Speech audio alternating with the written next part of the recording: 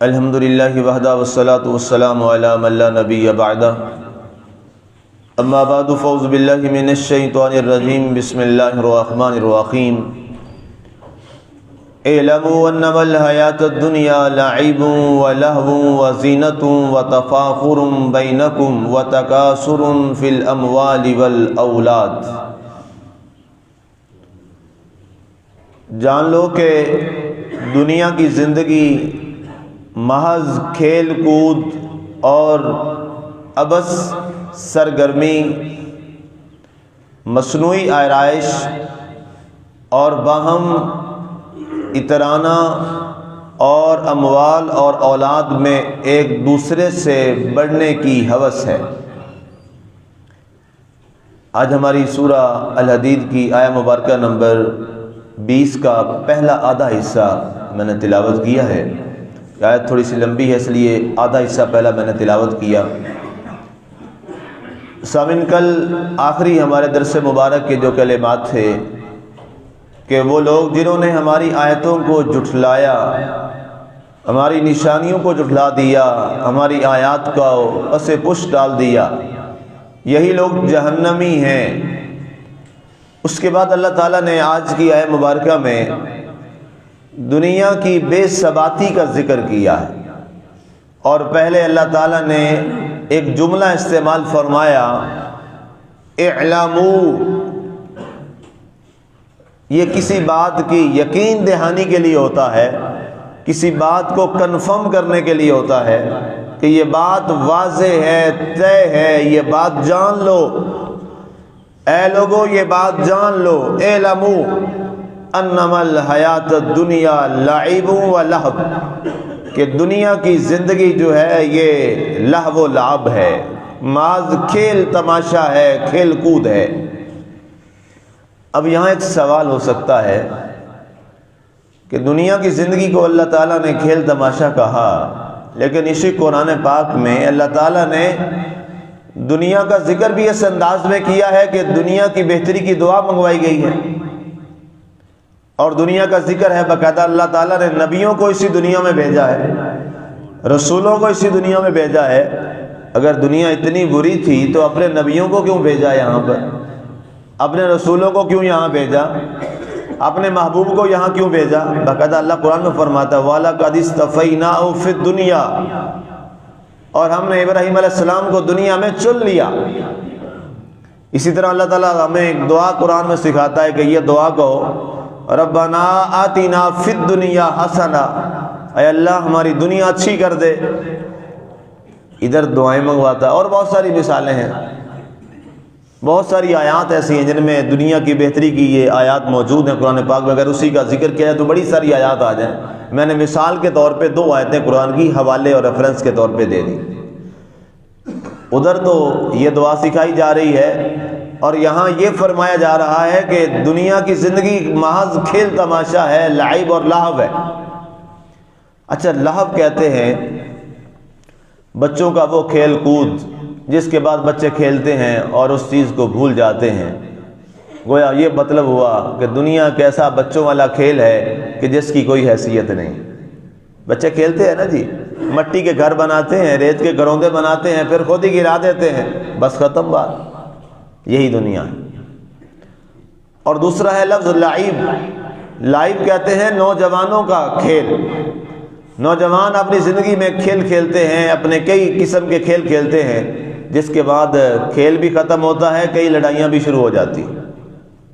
فرمایا دنیا یہ محض کھیل تماشا، لڑائی جھگڑا، فسادات اور برائی، یہ دنیا ہے۔ تو اب دونوں میں تطبیق کیسے ہوگی؟ وہ بھی آیت ہے، یہ بھی آیت ہے۔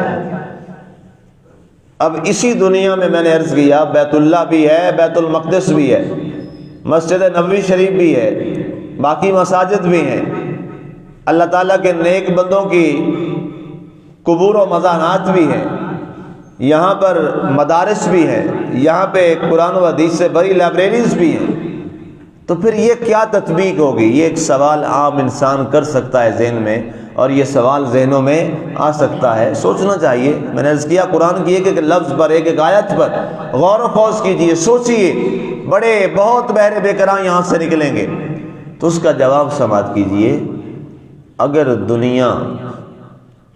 دنیا کے طور پر کھیل تماشے کے لیے آئے، یہاں کھیل تماشا کیا اور لہو و لعب میں لگے رہے، دنیا کی ہوس میں لگے رہے اور دنیا کے خالق کو بلا دیا، تو اس بارے میں اللہ قرآن میں فرماتا ہے لوگوں یہ دنیا کھیل تماشا ہے۔ اس لحاظ سے یہ دنیا کیا ہے؟ کھیل تماشا ہے کہ تم اپنے خالق کو ہی بھول بیٹھے، جس خالق و مالک و رازق نے تمہیں پیدا کیا تھا، جس نے تمہیں دنیا میں بھیجا تھا، تم نے اسی کو بھلا دیا، اسی کی نعمتیں کھائیں، اسی کو بھلا دیا، اسی کی زمین پہ رہے، اسی کو بھلا دیا، اسی کی چھت کے نیچے رہے، اسی کو بھلا دیا، اسی کی سورج کی روشنی استعمال کرتے رہے، اسی کو بھلا دیا، اسی کی راتوں کو سکون لیتے رہے اور اسی رب کی ذات کو بھلا دیا۔ تو فرمایا اگر ایسا ہے تو پھر یہ دنیا محض کھیل تماشا ہے، پھر تمہارا دنیا میں آتے ہوئے مر جانا ہی بہتر تھا، پھر اس کا فائدہ کوئی نہیں ہے۔ یہ پھر دنیا رسوائی ہے، یہ دنیا تباہی ہے، یہ دنیا انسان کے لیے فتنہ ہے، یہ پھر دنیا انسان کے لیے آزمائش ہے۔ اور اس کے برعکس، اور جس کا اکثر ہم شکار ہیں دنیا میں، ایسے لوگوں کی بے شمار آپ کو تعداد مل جائے گی، ان کی تعداد کی کمی نہیں ہے، جو کہتے ہیں جی کیا کریں، دل کرتا ہے نماز پڑھنے کو، نماز کے لیے وقت نہیں ملتا۔ الیاذ باللہ، استغفر اللہ، کتنا کفریہ جملہ ہے۔ اللہ کی زمین کو ہلا کے رکھ دینے والا ہے، عرش الہی کو ہلا کے رکھ دینے والا ہے یہ جملہ،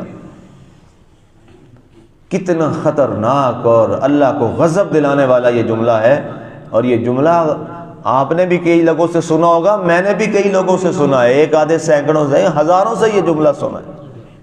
انہیں دعوت دی جاتی ہے، دعوت صلاۃ دی جاتی ہے، دعوت صوم دی جاتی ہے، یا دعوت دین دی جاتی ہے۔ مثال کے طور پہ یہ درس کی بات کرنا، کتنا ہم بیٹھتے ہیں، کوئی 15 منٹ یا میکسیمم دعا ملا کے 20 منٹ ہو جاتے ہیں، اس سے زیادہ تو نہیں ہوتا۔ روزانہ میں چیک کرتا ہوں، اس کے بعد جا کے جتنا درس میں دیتا ہوں، میری عادت ہے میں سارا سنتا ہوں کہ اس میں میری کیا غلطی ہے یا کوئی کمی رہ گئی ہے یا اس کو میں امپروو کیسے کرنا ہے۔ میں ایک دفعہ نہیں کئی بار سنتا ہوں جا کے، تو روزانہ میں دیکھتا ہوں 20 منٹ، 18 منٹ، 16 منٹ، 17 منٹ، یہ ڈیوریشن ہوتی ہے دعا ملا کے۔ درس ہو جائے گا تقریباً کوئی 18-15 منٹ کا، 5 منٹ کی دعا ہوتی ہے۔ اس کے لیے بھی تو وقت نہیں ہوتا نا ہمارے پاس۔ دعوت دین میں دے رہا ہوں نا، کبھی میں نے زندگی میں اپنی بات کی ہو، اس میں 9 سال بیت گئے، کبھی میں نے اپنی بات کی ہو، ہمیشہ کس کی بات ہوتی ہے؟ رب کے کلام قرآن کی بات ہوتی ہے، جو سب کا قرآن ہے، سب کا اللہ کا کلام ہے۔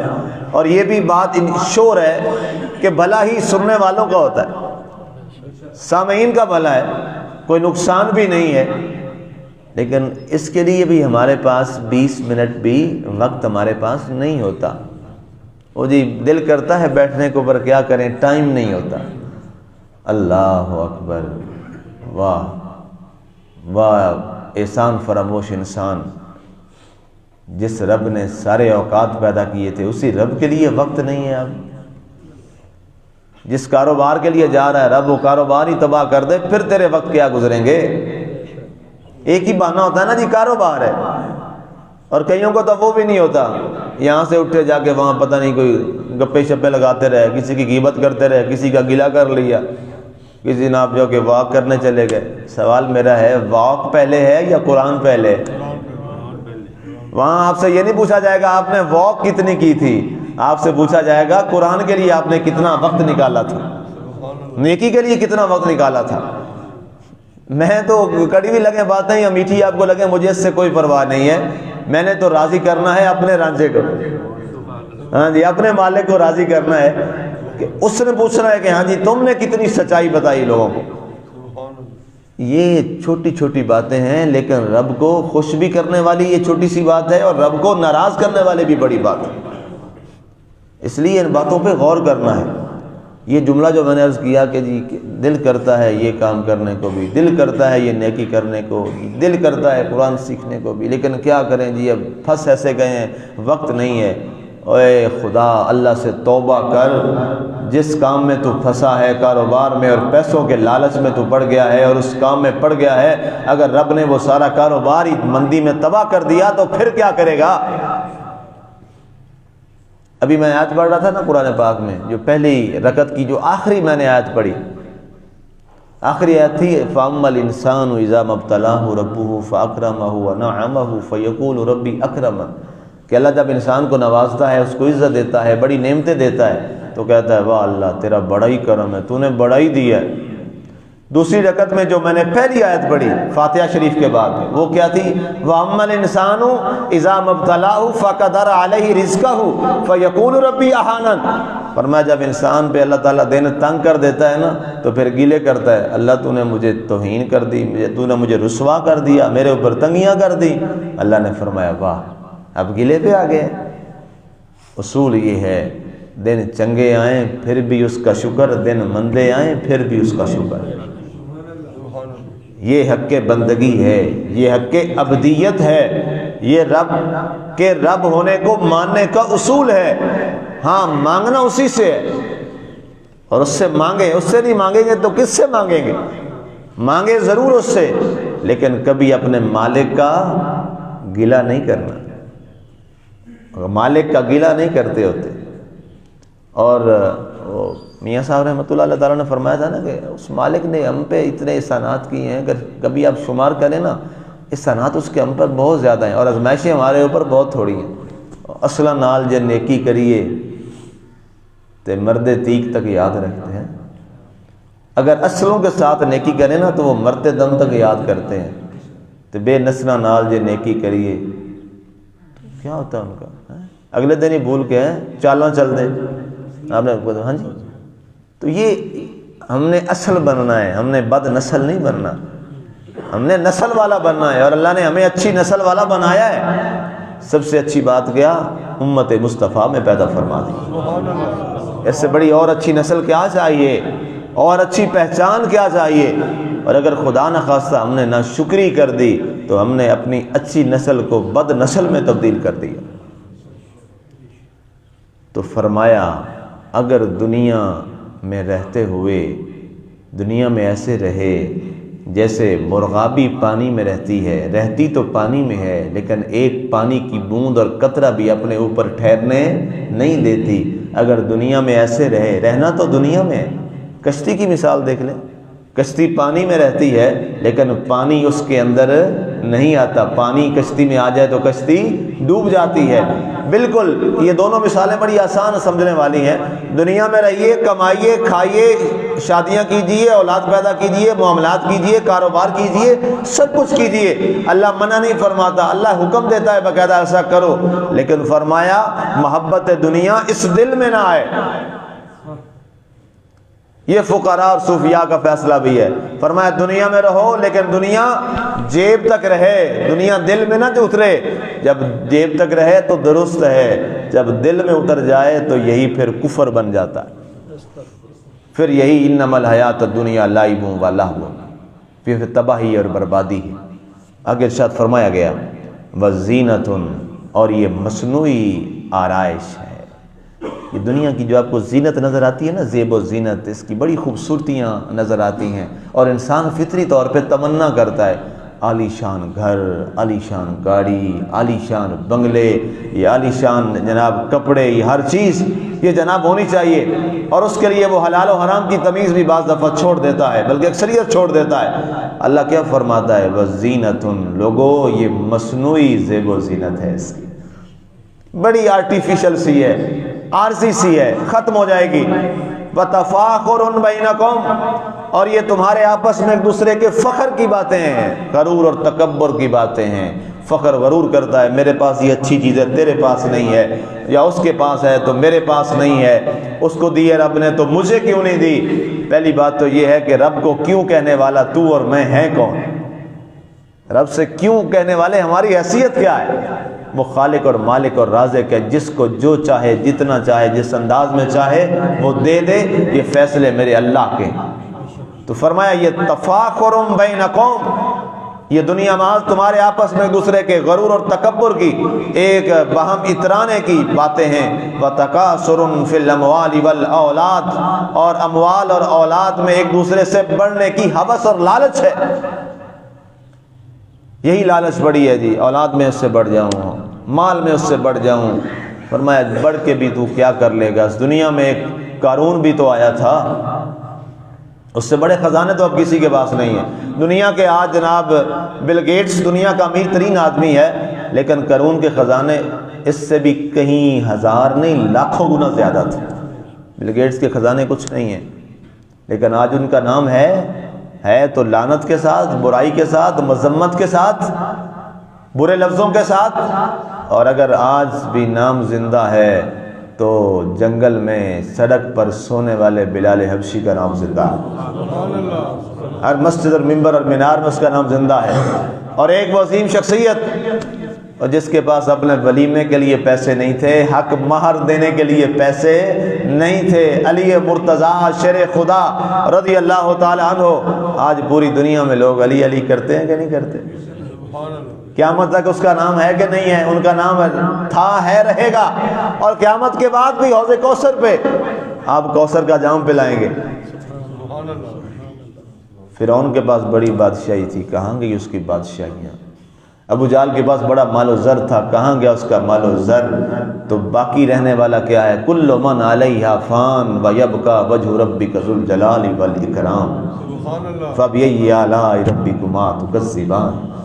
سب فنا ہو جائے گا، باقی رہے گا تو تیرے رب کا چہرہ انور باقی رہ جائے گا۔ عالی مرتبہ سامعین، یہ آج ہماری آیت کی 20 کی پہلا آدھا حصہ تلاوت ہوا، تفسیر ہوئی۔ آج عہد وفا کیجئے کہ ہم جو بھی دنیا میں رہیں گے اس انداز میں رہیں گے کہ دنیا جیب تک رہے، دل میں نہ اترنے پائے۔ یہ آج تہیہ کیجئے، اور جہاں اللہ کا بلاوا آ جائے وہاں ہر چیز چھوڑ دیجئے کہ یہ پہلے رب کا بلاوا ہے۔ اے دکان تو بعد میں ہے، اے کاروبار تو بعد میں ہے، اے معاملات تو بعد میں ہے، پہلے رب کی صدا آئی ہے، اس کے لیے وقت نکال کے میں پہنچوں، تو پھر دیکھیے گا اللہ کاروبار میں بھی برکتیں پیدا فرما دے گا۔ اللہ ہمیں عمل کی توفیق عطا فرمائے، دین کے لیے اور فرائض کے لیے ہمیں وقت نکالنے کی توفیق عطا فرمائے، آمین۔ وما علینا الا البلاغ المبین۔